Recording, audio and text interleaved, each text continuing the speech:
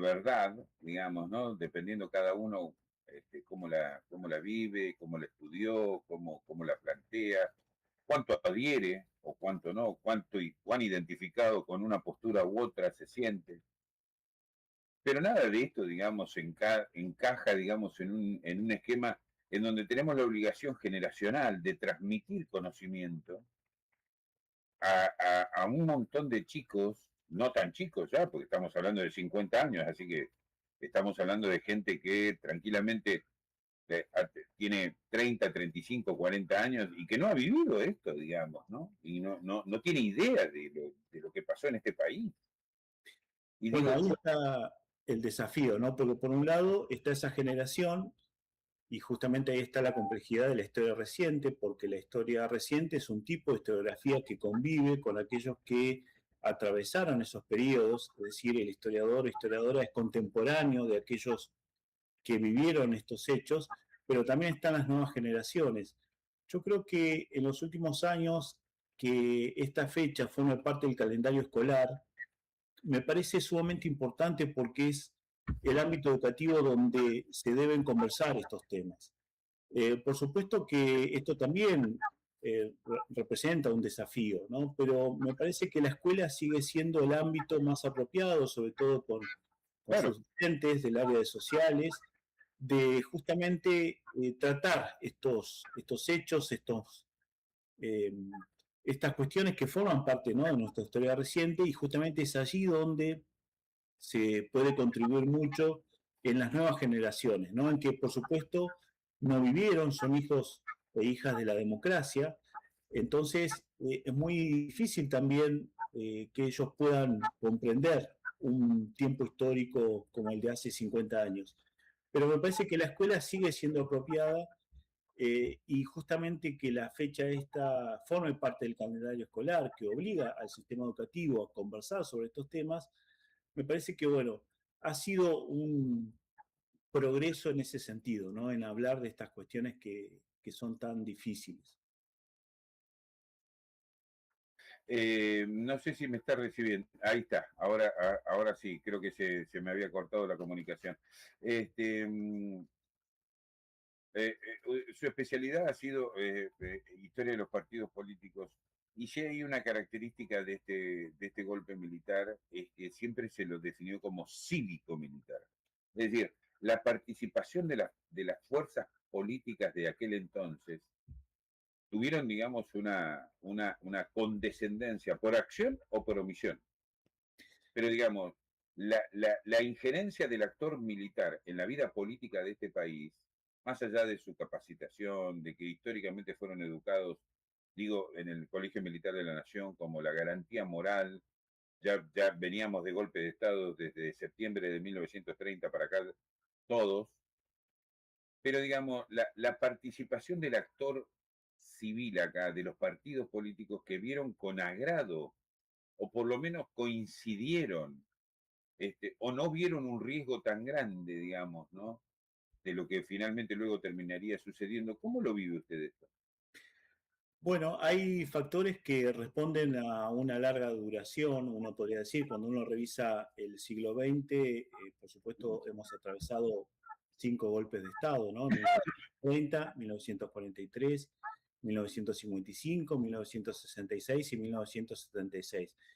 Y esos hechos están marcando algo, ¿no? En primer lugar, lo que ha sido también la difícil convivencia entre, sobre todo, lo que fue, de qué manera las Fuerzas Armadas, ¿no?, se sometieron al control civil a través de la Constitución.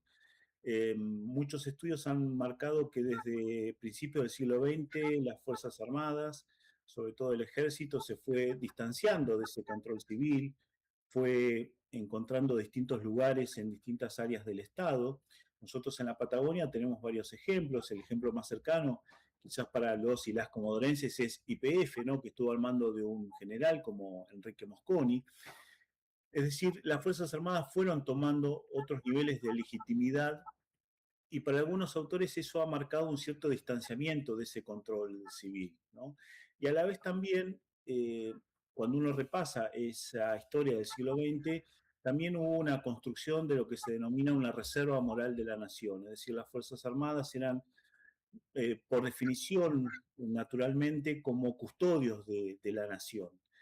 Y a la vez también, como vos también lo planteás, las fuerzas políticas también contribuyeron mucho porque uno de los avances en la historiografía argentina ha sido mostrar que aún en tiempos democráticos también se contribuyó a que bueno, aparezcan distintas leyes o normativas que tenían que ver con el establecimiento del orden a través de la vía represiva, ¿no? Es decir, que la historiografía también ha avanzado mucho en eso, ha dado cuenta de esa complicidad, en algunos casos, de las fuerzas civiles, de las fuerzas políticas, pero también de otros sectores, ¿no? Como los medios de comunicación, el Poder Judicial, un sector de la Iglesia. Por eso hoy hablamos de una dictadura cívico-militar, y esto, por supuesto, que incomoda, pero también en algún punto es importante, ¿no? Dar cuenta de qué manera como sociedad en el pasado se han legitimado, ¿no? Estos posicionamientos, ¿no? Y me parece que esta es una fecha justamente para poner el foco allí, ¿no? De revisar justamente ese tipo de posicionamientos y nuestra responsabilidad como sociedad. ¿Cree usted hoy que voy a utilizar la misma palabra que utilizó usted, legitimación que recibieron los militares para participar de la vida política argentina, teniendo cada vez menos control civil sobre el comportamiento fundamentalmente del ejército? La mirada cómplice por acción o por omisión de la política, del sindicalismo, de la iglesia, eso legitimó, digamos, determinado resultado, que es el que estamos recordando hoy, ¿no? ¿Cree que eso ha cambiado hoy en día, que esa legitimidad para la participación de las Fuerzas Armadas en la vida política del país todavía está presente? ¿Cree que de alguna manera los nuevos militares, que también han nacido en democracia, digamos, ¿no? Este, tienen esta mirada con la que fueron enculturizados durante tantas décadas como garantía moral de la nación, como digamos, como la última instancia de civilidad, de racionalidad en el país? ¿Creen que están dadas las condiciones? Bueno, esta es una apreciación muy personal, ¿no? Yo creo que uno, a pesar de nuestra democracia, ¿no? Con todos sus límites, sus dificultades, sus deudas pendientes, yo creo que un gran progreso ha sido justamente, ¿no? Que las Fuerzas Armadas finalmente se han sometido al control constitucional. Eh, con algunos retrocesos, quizás en todo el periodo democrático, en algunos momentos, pero creo que gran parte de las Fuerzas Armadas han entendido bueno, inclusive también han expresado, ¿no? Distintas diferencias con respecto a ese pasado reciente y a esa responsabilidad. Yo creo que uno de los progresos ha sido en ese sentido, ¿no? Que las Fuerzas Armadas han entendido cuál es su lugar, que es por naturaleza, ¿no? El de la custodia de las fronteras externas. En algunos casos también se la ha impulsado para el control interno, eso también hay que decirlo, distintos gobiernos han impulsado ese tipo de prácticas o de posicionamiento dentro de las Fuerzas Armadas, pero en el saldo, en el balance general, ha habido un cierto sometimiento, ¿no? A las leyes de la democracia. Por supuesto que esto no es algo cerrado, que hay que seguir como sociedad, en el marco, ¿no? De la convivencia democrática, seguir generando distintas condiciones para que esto se siga manteniendo y que efectivamente en estos días como el de hoy eh, tengamos todavía ese, por lo menos, tan básico consenso de nunca más a un gobierno dictatorial, ¿no? Eh, mm, la- la- la- la- el contexto que vivió el mundo, pero particularmente América Latina en aquella década, daba cuenta. Yo sacaba la cuenta ayer, antes de ayer, perdón, estoy medio perdido con los días de feriado, el domingo, sacando el caso de Colombia y Venezuela, que tenía el primer gobierno de Carlos Andrés Pérez, después va a ser reelegido Carlos Andrés Pérez y va a ser derrocado por Hugo Chávez. Sacando estos dos casos, todos los demás gobiernos, todos, todos, sin distinción, tenían o militares en el poder o como en el caso de Uruguay con Bordaberry, que era un presidente que cerró el Congreso de la Nación. De hecho, hay un fenómeno en la politología que se estudia como la bordeverización, digamos, ¿no?, de la política. Casi todos tenían o gobiernos militares o civiles con fuertes limitaciones, digamos, de funcionamiento del sistema democrático. Por lo cual parecería ser que lo acontecido en Argentina, luego del golpe de Estado de Chile del 11 de septiembre de 1973, que fue el primero, digamos, ¿no?, en toda la región, no escapó a las generales de la ley. ¿Cuáles eran esas generales de la ley? Bueno, en el contexto de América Latina va a haber dos hechos, podríamos decir, que son trascendentales y que de alguna manera van a marcar esta experiencia en la región de la cual estás dando cuenta. Uno de ellos es la Revolución Cubana de 1959 y sobre todo lo que va a ser el ascenso de Salvador Allende en 1970 con la Unidad Popular al gobierno de Chile. Sobre todo porque, y acá hay que incorporar a un actor central de la política internacional de aquel momento, y también en todos los tiempos, ¿no? Podríamos decir, teniendo en cuenta el presente, que es Estados Unidos. A mediados de la década del 60, Estados Unidos va a crear lo que se llamó la Escuela de las Américas, donde gran parte de los militares de América Latina fueron formados, y eso da cuenta también, ¿no?, de esa legitimidad que van a adquirir las Fuerzas Armadas para tomar el poder.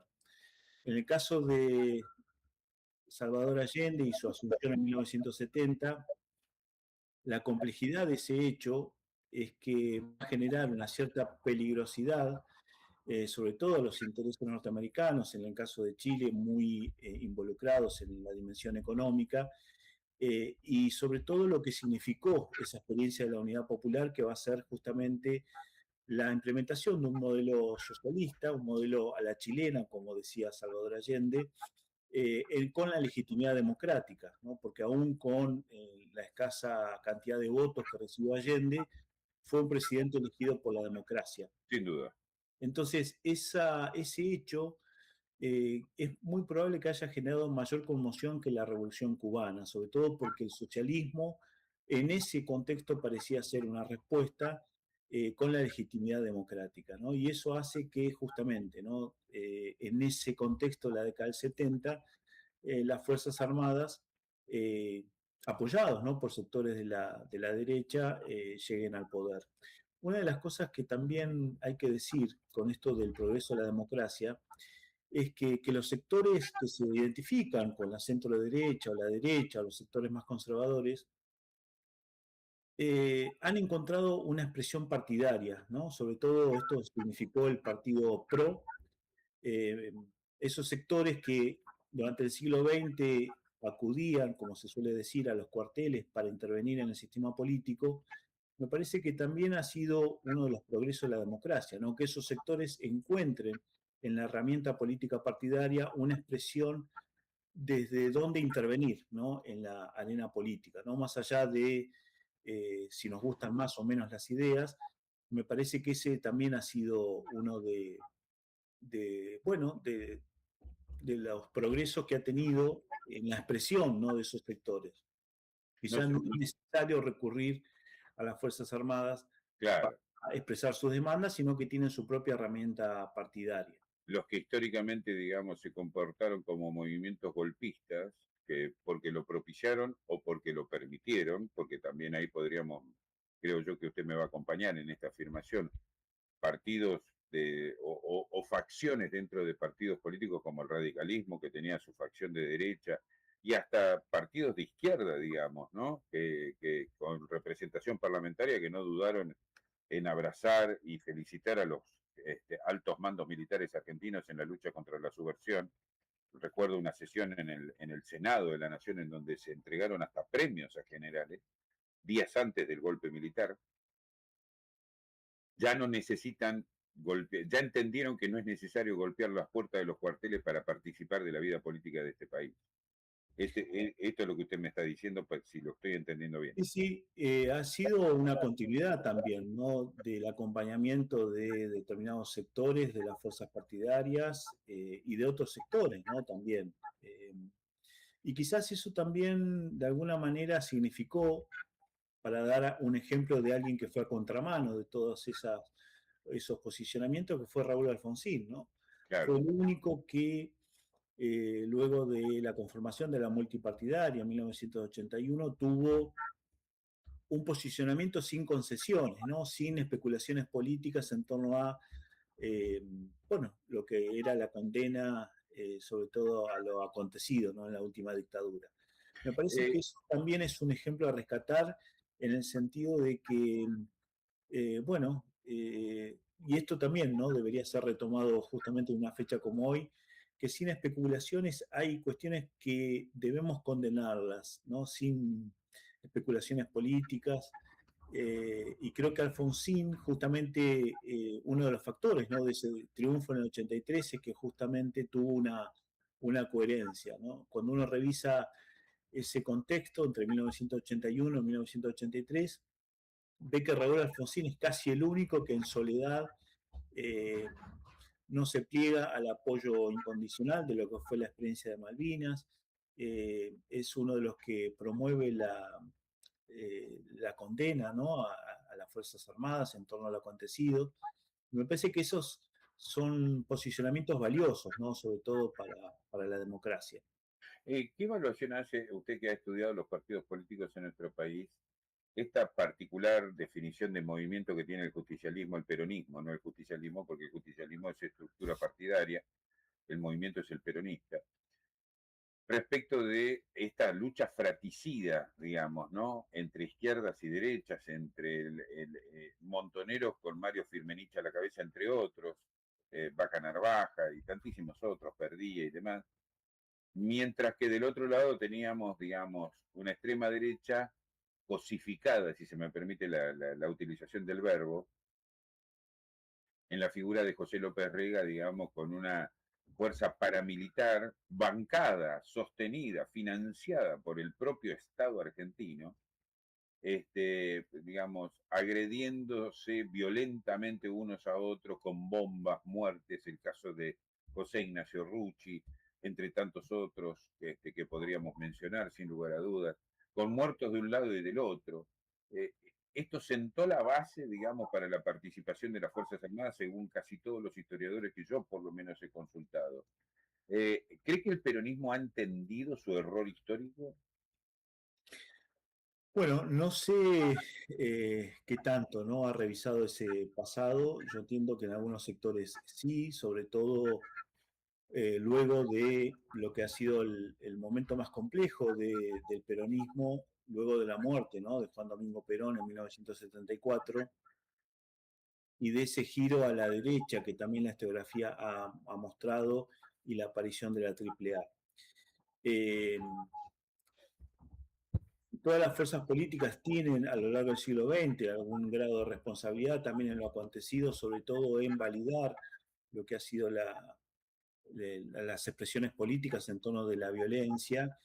Yo creo que ese es un momento del peronismo que no sé qué tanto lo ha revisado el mismo partido, ¿no? Eh, Hasta hace poco tiempo había leído que habían sectores del peronismo que buscaban colocar nuevamente el busto de María Estela Martínez de Perón en el Salón de los Bustos, en la Casa Rosada, y que eso había generado un gran debate en el interior del peronismo. Yo creo que ese es uno de los momentos que son más complejos, justamente, ¿no? Porque da cuenta de la aparición de la AAA, de los aparatos paraestatales de represión. Justamente yo pertenezco a la comunidad universitaria y es justamente donde allí aparece también de manera más virulenta lo que fue la persecución a estudiantes y docentes dentro de las universidades. Es decir, que por eso son fechas que incomodan, porque uno tiene que revisar, ¿no? Cuáles fueron los posicionamientos de los distintos sectores, así como también el Poder Judicial tendrá que revisar su pasado, el mismo sindicalismo, los medios de comunicación, en fin. Eh, yo creo que para seguir construyendo esta democracia, aún con sus límites y sus deudas, pero sobre todo una democracia que posibilite debatir sobre ese pasado, que es lo que a nosotros más nos interesa, ¿no? Ver cómo una comunidad se relaciona con su propio pasado, bueno, son varios los sectores, inclusive la misma iglesia, que también hubo un sector que avaló y otro sector que inclusive también tuvo desaparecidos. Es decir, son varios los sectores que, bueno, y que hablar también del sector empresarial. sin Eh, duda. Distintos sectores que yo no sé qué tanto habrán hecho una revisión de ese pasado justamente para dar cuenta, ¿no?, de las responsabilidades y sobre todo con la convicción de no volver a repetir esos posicionamientos que han sido tan dolorosos, ¿no?, para el sistema político y para el país. Hoy se cumplen 50 años, no le quiero tomar demasiado tiempo, pero le agradezco la buena predisposición para ayudarnos a reflexionar a todos, digamos, ¿no? Porque si bien no hay debate, y esto usted lo está marcando perfectamente, digamos, respecto de la actitud revisionista que deberían tener los principales actores en la que está organizada la sociedad argentina, iglesia, fuerzas armadas, empresariado, partidos políticos, sindicalismo. Eh, Como no existe este debate, lo tenemos que dar en la radio. No nos queda otra opción, digamos, de tratar de plantearlo en la radio para que aquellas generaciones más jóvenes puedan tener un acercamiento mínimamente a lo que ocurrió. Y es esa la intención, tener un acercamiento, nada más. No hay, como medio de comunicación nadie va a reemplazar lo que usted bien sostiene, que debe ser el estudio y debe ser la escuela la que incentive, digamos, estas investigaciones, ¿no? Pero a mí me quedaría simplemente de plantearle eh, qué cabe esperar de una sociedad, digamos, que no se anima, no quiere, no puede, no sabe este, reflexionarse a sí misma, repensando la historia. Hoy probablemente al tener un gobierno de derecha como el de Javier Milei en el poder, probablemente tengamos una mirada exactamente opuesta a la que imperó en los últimos 20 años, me animaré a decirle, de gobiernos kirchneristas, ¿no? Este, pero una sociedad que no se piensa y no se cuestiona a sí misma. ¿Qué le queda por delante? ¿Qué es lo que podemos esperar? ¿Cuál cree usted que van a ser las conductas, sin ánimo de hacer futurología, ¿no?, de estas generaciones que hoy empiezan a tener participación en la vida política argentina tomando decisiones, ¿no? ¿Qué nos cabe esperar de estas nuevas generaciones? Bueno, sin dudas es impredecible, ¿no? El futuro y el pasado reciente también nos ha mostrado que es impredecible y esto simplemente lo digo como una apreciación personal. Hay momentos en los cuales pienso que hay un consenso básico establecido, hay momentos en que tengo dudas.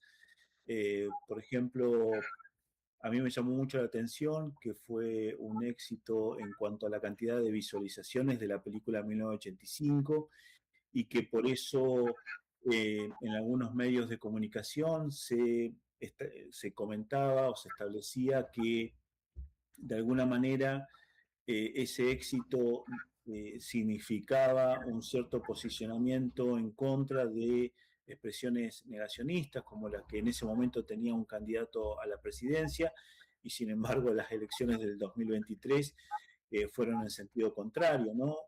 Esto dando cuenta de lo impredecible, pero a la vez también yo apuesto mucho a lo que pueden ser de qué manera estos temas son tratados en el sistema educativo, ¿no?, en la escuela.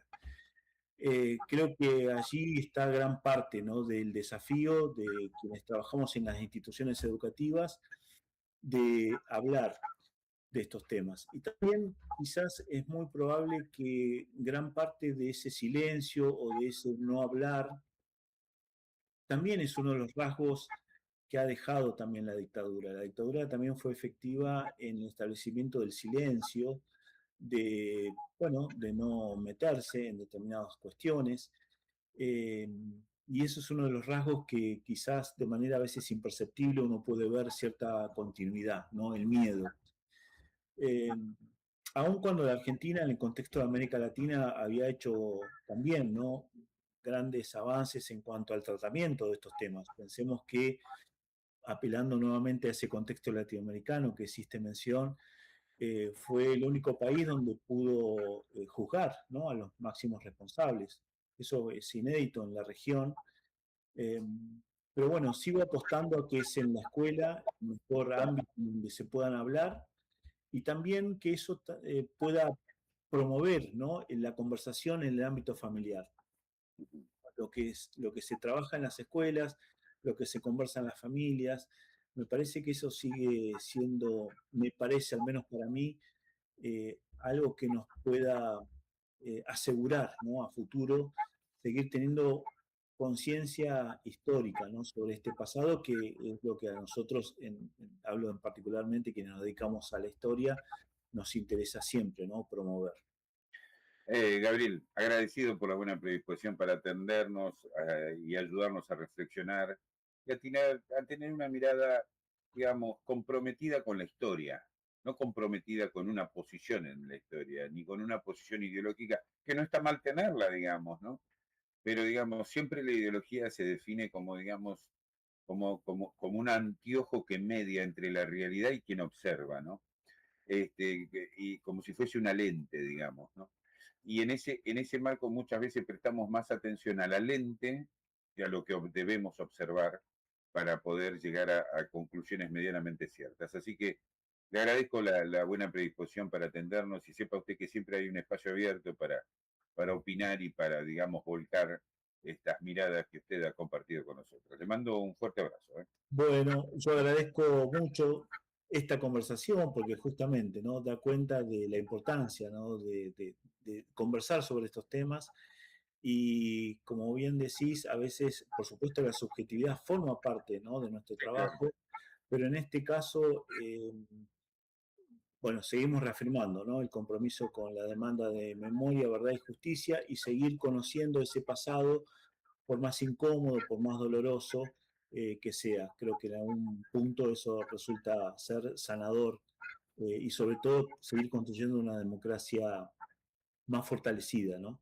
Así que Ujú. agradezco mucho esta conversación, Muchas gracias, Gabriel. Fuerte abrazo. igualmente. Que la pase muy bien. Bueno, ahí teníamos la palabra, ¿no? De Gabriel Carrizo, historiador de la Universidad Nacional de la Patagonia. Allí se nos quedaron varios temas porque yo tenía ganas de preguntarle sobre cómo se vivió el golpe militar y todo lo que fue la dictadura y la previa al golpe militar, que yo, yo creo que nunca terminamos de ponerle el acento correcta y adecuadamente, digamos, ¿no? Esa lucha fratricida, como la definía en su momento, entre la triple A, entre la extrema derecha peronista y la extrema izquierda peronista. Y esto se vivió con mucha virulencia en todo el país. Y la Patagonia fue, lamentablemente, en ese aspecto, probablemente tengamos un nuevo capítulo con este amigo historiador, que la Patagonia fue un lugar de experimento para justamente, digamos, ¿no? Este, producirse hechos en donde hombres de acá que padecieron la dictadura en carne propia, y otros que fueron traídos acá, casi le diría desterrados de otras ciudades o de los centros más densamente poblados. La Patagonia actuó como un laboratorio en ese aspecto bastante importante. Y Comodoro Rivadavia no estuvo exento, por supuesto, porque recordemos que durante todo el gobierno peronista, desde 1944-45 hasta el 55, esto fue la gobernación militar de Comodoro Rivadavia. No en vano, digamos, la necesidad de cuidar el recurso hidrocarburífero hacía que la presencia del Estado de la mano de YPF, bueno, fuese tan relevante que era más importante la figura del administrador de YPF que la figura del gobernador y mucho más que la figura del intendente, ¿no? Pero bueno, probablemente este sea otro capítulo que tengamos que compartir más adelante. 9 de la mañana con 18 minutos, señora, ¿quiere cerrar este momento publicitariamente hablando? Lirium Deco, renovarse en la vida es todo un desafío y decorar con estilo también. Vení a Lirium Deco, nos renovamos para que vivas tus ambientes de una manera diferente, con diseños en metal, cerámica, madera y vidrio, mantas de estilo nórdico, moderno y clásico. Toda la variedad en flores y plantas decorativas, tazas clásicas, temáticas y térmicas. O si preferís, te acompañamos con difusores de ambiente, spray textiles aromáticos y todo para decorar tu baño. Visítanos en Mitre 984 de lunes a sábado de 10 a 20 horas. Ah, y lo olvidaba, ahora podés hacer tus compras en 3 cuotas con tarjeta sin interés o con un 10% de descuento con transferencia o en efectivo. Renovarse en la vida es todo un desafío y decorar con estilo también. Vení a Lirium Deco. ¿Quieres vender, comprar o alquilar? Estudio Flamen. Estudio Flamen. Fabián Almonacid te asesora. Somos líder en el mercado inmobiliario. Son más de 30 años haciendo realidad los proyectos de casa propia. Más de 100 propiedades en venta y alquiler actualmente en Comodoro y Cordillera lo avalan. Y ahora te presentamos a Facim, con 25 años de experiencia atendiendo a más de 400 propiedades. Facim, especialistas en pintura, jardinería y limpieza de propiedades. Una empresa de Fabián Almonacid, Estudio Flamen y MIC Propiedades. Somos PAE, líder global de energía. Ofrecemos productos y servicios a la industria y estaciones de servicio. Estamos presentes en todas las cuencas productivas y llegamos con gas natural a todo el país y la región. Producimos petróleo, GLP, energía eléctrica y renovable. Operamos la red de estaciones de servicio más moderna y con la mejor atención al cliente. Invertimos, innovamos, crecemos. Somos PAE, energía para la industria. Hace 40 años, en Comodoro Rivadavia, nació un sueño. Un sueño de crecer, de acompañar a las familias, de estar presente en cada obra, en cada proyecto y en cada rincón de nuestra ciudad. Ese sueño se llama Plastisur. Hoy, 4 décadas después, seguimos siendo parte de tu historia, brindándote calidad, confianza y los mejores precios de la región en cañerías, conexiones y sistemas de agua, gas, desagüe y calefacción.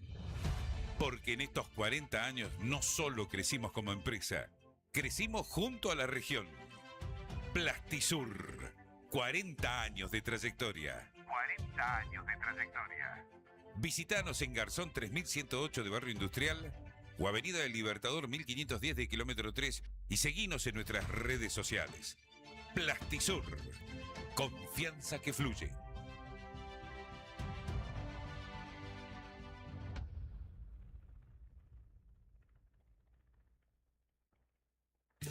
En Sagosa sabemos lo importante que es comenzar a construir o remodelar tu casa. Nos sentimos parte de cada proyecto y queremos que lo concretes ofreciéndote siempre lo mejor. Si estás pensando cuándo es el momento ideal para arrancar, es ahora. Anímate. Elegí hacerlo. En Sagosa te acompañamos. Estación de servicio Acción Zona Cero. El mejor combustible diésel grado 3 es Acción X10. Rivadavia, esquina Güemes. WhatsApp 2975 13 1851. Somos PECOM. Producimos cada día la energía que necesitas para impulsar tu vida. Somos PECOM. Energía que nos mueve. Financity, descuento de cheques y facturas. Italia 846, oficina 14. Financity, resolución inmediata con la mejor tasa. Financity, comunicate al 297-461-1669. Nuestra gente es nuestro mayor valor. Por eso en Petrominera agregamos valor a nuestros recursos, sumando energía para los chubutenses. Ricardo Francisco Murcia. Nos anticipamos a los cambios y preparamos tu empresa para enfrentarlos exitosamente. Esto es un sueño. Contador Ricardo Francisco Murcia. Especialista en gerenciamiento empresario. Brinda respuestas en gerenciamiento de empresas en crisis, impositivo, contable, auditoría de estados contables, laboral y previsional, gestión automotor con mandataria habilitada y gestiones comerciales. Contador Ricardo Francisco Murcia. 25 de mayo 903, oficina 7. Teléfono 447-4247. 447-4247. Horario de atención de lunes a viernes de 8:30 a 17 horas. Ricardo Francisco Murcia. Porque lo único permanente es el cambio. Estación de servicio Acción Zona Cero. Patio de comidas rápidas, menú diario, excelente atención, rápido, sin filas, en pleno centro. Estación de servicio Acción Zona Cero. Rivadavia, esquina Güemes. WhatsApp 2975 13 18 51. En Barile hacemos pan, algo tan simple como complejo, un alimento que acompaña al hombre desde hace miles de años y que en manos de nuestros maestros panaderos no deja de renovarse. Como muchas tradiciones, somos parte de Comodoro y nos mantenemos a lo largo del tiempo en base al amor de la gente. Somos Familia Barile, pan, sabor y alegría. Hay una diferencia sustancial entre purificar el agua y el que sea sumamente natural. La diferencia la marcamos nosotros. Horizon, agua mineral natural de manantial y tierras orgánicas. Bajo contenido en sodio, envasada en planta ecológica. Cumplimos con el más alto estándar de calidad y seguridad alimentaria. Somos reconocidos mundialmente. Además, te brindamos distintas promociones. Consulta en tu comercio amigo. Somos Horizon. Bien de la Patagonia. Natural cristalina, Horizon, bien de la Patagonia, como vos, donde todos saludan y siempre están junto a vos. Agua mineral Horizon. Servicios R&G es mantenimiento vehicular de flota pesada y liviana, servicio de gomería, alineación y balanceo, carga de aire acondicionado con más de 20 años de experiencia en toda la Patagonia. Por supuesto te asistimos con la atención de elásticos, suspensión, electricidad y tapicería y también y como siempre todo en mecánica en general. Servicios R&G te espera en Pedro Pablo Ortega 2241 o llámanos al 297-501-8621. Servicios R&G. Lo que es importante para vos es importante para nosotros. Por eso, te brindamos todas las soluciones de seguridad, alarmas y cámaras de primera generación. Monitoreo las 24 horas. Apps para controlar tus sistemas desde celulares. Solicita asesoramiento en el 444-3513 o visitanos en Rawson 1266.